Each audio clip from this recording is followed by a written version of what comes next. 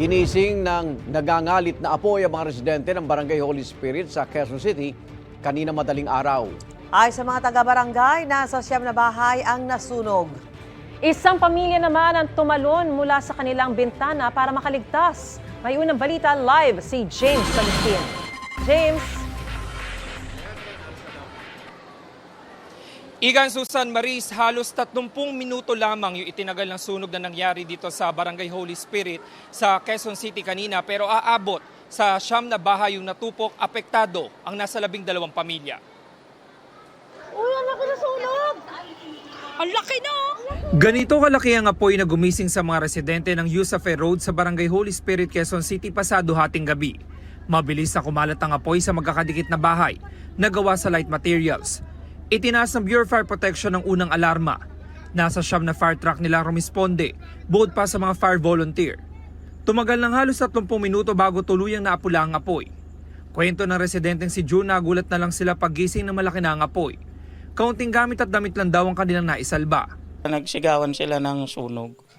Pero pagtingin po namin malaki na, kaya wala na kami pagkakataon na inuna na lang po yung mga bata, kasi may mga bata dyan, may mga nang nailabas po. Laking pasasalamat nila, naligtas silang 7 magkakaanak. Ganun po talaga sir, mahirap pang wala tayong magawa dahil importante hindi po tayo nasugatan. Ang residente namang si Michael nagtamo ng sugat sa kanyang talampakan. Tumalon siya kasama ang kanyang mag-ina mula sa bintana ng nasusunog nilang bahay. Wala silang nailigtas na isang gamit. May sumisigaw po na sunog po. Pagbukas po ng pinto ng asawa ko, andun na po yung apoy. Tapos sabay, yung anak ko po, hinalbot ko, sabay jilat. Tinalong ko po sila sa bintana ko. Ayon sa mga taga-barangay, abot sa 9 na bahay ang nasunog. Apektado ang 12 pamilya. Pansamantala silang tumutuloy sa covered court ng barangay, kung saan nagtayo ng modular tents. Iniimbestigahan pa ng BFP ang sanhi ng apoy at kabuang halaga ng pinsala.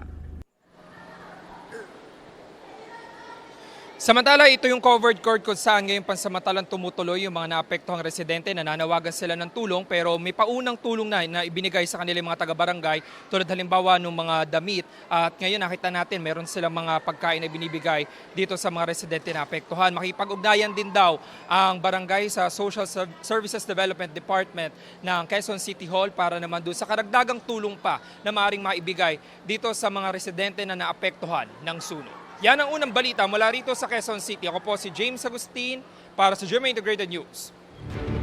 Mga kapuso, para una ka sa mga balita, mag-subscribe sa GMA Integrated News sa YouTube. Sa mga kapuso abroad, subaybayan niyo po kami sa GMA Pinoy TV at sa www.gmanews.tv.